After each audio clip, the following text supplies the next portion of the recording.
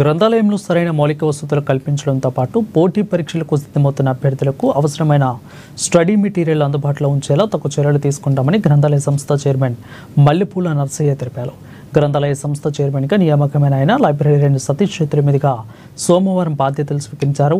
ఈ సందర్భంగా కాంగ్రెస్ బోధు నియోజకవర్గ ఇన్ఛార్జి ఆడే గజేందర్, టీఎన్టీఓస్ అధ్యక్ష ప్రధాన కార్యదర్శులు అశోక్, ఇక నవీన్తో పాటు పలువురు ఆయనకు పుష్పగుచ్చాలు అందించి శాలువతో సత్కరించారు. పెండింగ్లో ఉన్న భవన నిర్మాణ పనుల విషయాన్ని పూర్తిగా ప్రభుత్వం దృష్టికి తీసుకువెళ్లి పూర్తి చేస్తామని అన్నారు. ఇక తనకు పదవి రావడానికి సహకరించిన మంత్రులతో పాటు నియోజకవర్గ ఇన్ఛార్జీలు అభిమానులకు ధన్యవాదాలు తెలిపారు.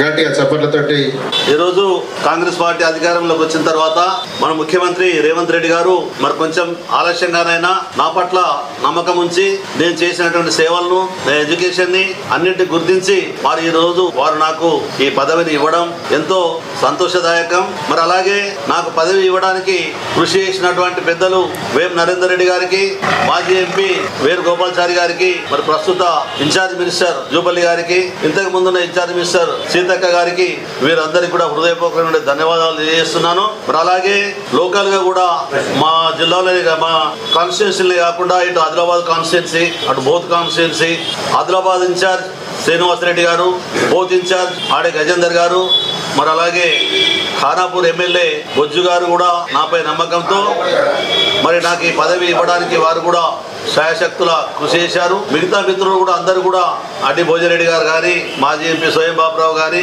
మాజీ ఎమ్మెల్యే మరి రాఠోడ్ బాబురావు గారు కానీ, మిగతా మిత్రులందరూ కూడా నాకు ఈ పదవి రావడానికి అందరూ కూడా సహాయ సహకారం అందించారు. కాబట్టి వారందరికీ కూడా నేను పత్రికాముఖంగా ధన్యవాదాలు తెలియజేస్తూ ముగిస్తున్నాను. జై హింద్.